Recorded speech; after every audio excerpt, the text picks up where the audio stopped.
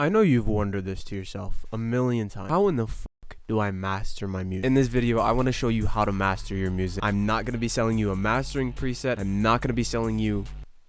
Shit, I am selling you a mixing preset. I'm going to be showing you literally how to master. I'm going to show you all of the effects, how to get them, everything that you need to know how to master your music. This is going to be the video to watch. So once you have your song all recorded out, let's just say you didn't mix it yet, which you're clicking a mastering tutorial, so I'm assuming you have mixed your song. But let's say for the random person who's watching this who has not mixed their music yet, this is what it should sound like.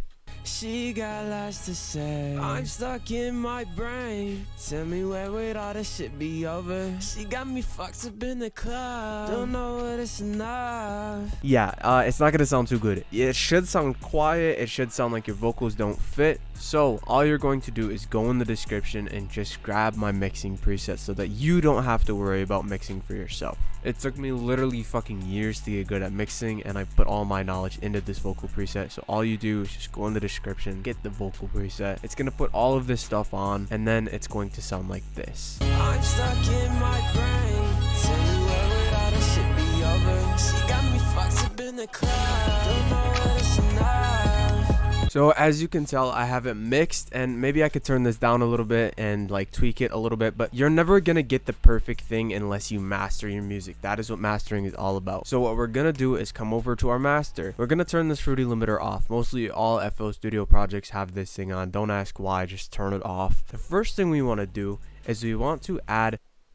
We want to add some compression, but you can't just add a regular vocal compressor. You need to actually add something that is made for mastering. So I have this SSL comp right here. This is a mastering compressor. We're just going to add it on, and now I'm going to use some compression. When you're using a mastering compressor, from memory wise, I'm pretty sure that you're supposed to be at around 4 to 8. You don't want to be like too much more, otherwise it will just compress your whole song too much. So it's going to turn down the volume a little bit because it's compressing, so you can just use this makeup knob and you can turn it up. So after you have your compression on there, you just got to use your ear. Just try and put the knob where I told you to, but if you don't know like how to listen for it, just fuck yourself, I guess. I don't know what to tell you. The point of the compression is to make sure that all of the vocals and the... I don't know why I'm pointing at my screen because you can't see, but the point is to make sure that the vocals are crunched down with the beat, so they're all mashed together and your vocals aren't all the way up here in volume and your beat is down here in volume. The next thing we want to add is a saturization. So what I use is called Kramer tape, because this is another